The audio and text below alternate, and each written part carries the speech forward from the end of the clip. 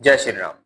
कन्या राशि के जातकों, अक्टूबर 2025 का महीना आपके लिए कैसा रहेगा, आइए जानते हैं। आपके लिए राशि और कर्म दोनों के मालिक ग्रह बुध है, यानी ये आपके लिए एक मोस्ट इंपॉर्टेंट ग्रह कहलाते हैं।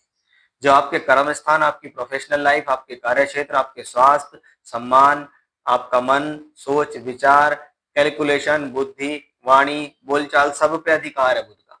और वो बुध ग्रह जैसे ही महीना शुरू होता है 2 अक्टूबर को राशि बदलेंगे और दूसरे घर में जाएंगे, यानी कर्म का और राशि का मालिक कहा गया दूसरे घर में, इनका धन से संबंध बन गया, यानी ये स्थिति प्रोफेशनली, इकोनॉमिकली दोनों तौर पे ठीक है, स्वास्थ्य सम्मान के हिसाब से ठीक है। सावधानी किस बात की है? सावधानी है मंगल की, कि दूसरे घर में मंगल है। बुध तो वहां पहुंच जाएंगे, वो तो ठीक है, लेकिन अष्टम के स्वामी मंगल वहां रहेंगे, इसलिए बोलचाल का ध्यान रखें। सोच समझ कर बोलें, वाणी में एग्रेशन नहीं झलकना चाहिए। आपकी बोलचाल ऐसी नहीं लगनी चाहिए कि आप किसी के ऊपर अपनी बातों को थोप रहे हैं, इस बात का थोड़ा ध्यान रखें। मंगल ग्रह क्योंकि पंचम भाव को भी देखेंगे, नवम को भी देखेंगे, तो अपनी बुद्धि से ऐसा कोई काम ना करें जिससे आपको किसी प्रकार का कोई लॉस हो जाए।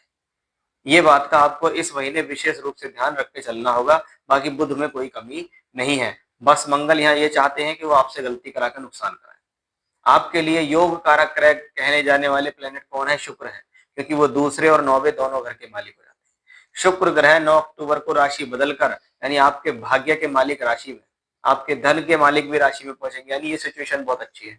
अब आप कहेंगे कि शुक्र यहाँ तो नीच का हो जाता है, लेकिन नीच होने के साथ साथ वो बुध से राशि परिवर्तन भी कर रहा है, इसलिए उसका नीच भंग राजयोग भी है और शुक्र ग्रह में यहाँ बल भी बढ़ रहा है।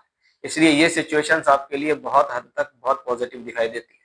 हमारे एक और बेटर प्लेनेट है, वो है बृहस्पति। बृहस्पति दशम भाव में, कर्म कार्य क्षेत्र भाव में है। 18 अक्टूबर तक वो कर्म से बैठकर दूसरे घर को देखेंगे जहां पर बुध बैठे हुए होंगे, जिसको मैंने लगातार कहा कि ये महीना फाइनेंशियली अच्छा है।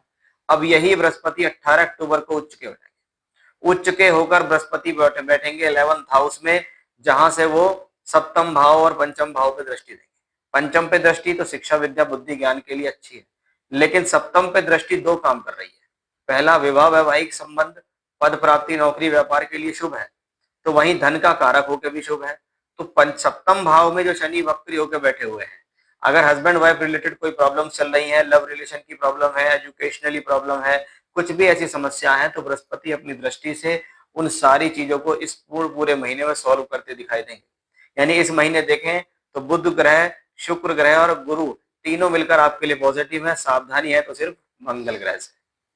जय श्री राम।